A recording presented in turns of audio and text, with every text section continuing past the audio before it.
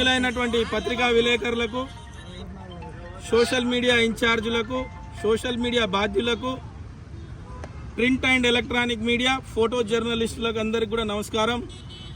ఈరోజు ఉద్యమాల ఊపిరిగడ్డ ఉస్మానియా యూనివర్సిటీలో గిరిజన లంబాడ విద్యార్థులందరూ కూడా ఈరోజు గిరిజనులపై జరుగుతున్నటువంటి కుట్రలు, కుతంత్రాలు ఏవైతే ఉన్నాయో ఈ గిరిజనులు మేము ఈరోజు గిరిజనులు ఈ తెలంగాణ రాష్ట్రంలో ఉండకూడదు, లంబాడీలు తెలంగాణ నుంచి బయటికి పంపాలనే ఒక కుట్ర జరుగుతూ ఉంది.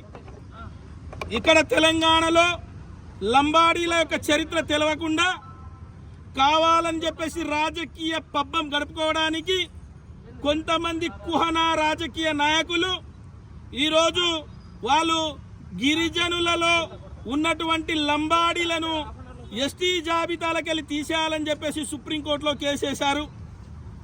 సుప్రీంకోర్టులో కేసు వేసిన దానికి తెలంగాణ రాష్ట్ర ప్రభుత్వం, కేంద్ర ప్రభుత్వం సమాధానం చెప్పాల్సి ఉందని చెప్పేసి గౌరవ సుప్రీంకోర్టు కోరింది.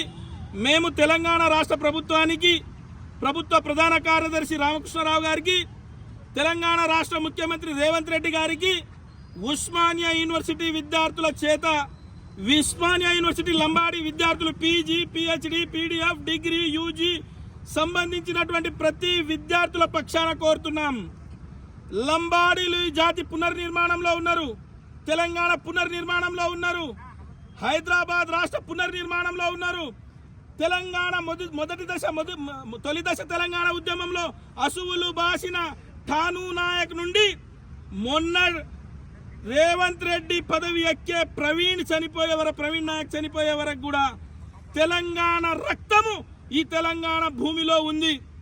మేము ఎప్పటి నుండో 1952 కంటే ముందే 1871లో బ్రిటిష్ వాళ్ళు మా పైన మేము క్రిమినల్ ట్రైబ్స్ అని చెప్పేసి పేర్కొని మా పైన ఒక యాక్టే తీసినటువంటి ఆనాటి నుంచి ఉన్నటువంటి ట్రైబ్లో మేము ఈరోజు మాకు ట్రైబుల్ కాదని చెప్పేసి కేసులు వేస్తూ ఉన్నారు.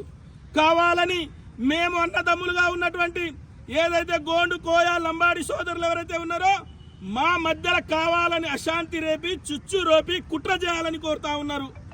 ఇది మంచి పద్ధతి కాదు. గోండు మిత్రులకు, గోండు విద్యార్థులకు, ఆదివాసీ బిడ్డలకు మేము మనవి చేస్తా ఉన్నాం. మనం అన్నదమ్ములా ఉన్నాం. వారి రాజకీయ పబ్బం గడుపుకోవడానికి, వాళ్ళు రాజకీయంగా ఎదగడానికి ఈ రోజు తెల్లం వెంకట్రావు శాసనసభ్యులు కానీ, సోయం బాబురావు గారు కానీ వాళ్ళు రాజకీయంగా ఎదగాలనే ఆకాంక్షతో మన మధ్యలో కుట్రలు రేపుతా ఉన్నారు. ఖబర్దార్ అని చెప్పేసి మీరు కూడా వాళ్ళపైన కన్నెర్ర చేయాలి.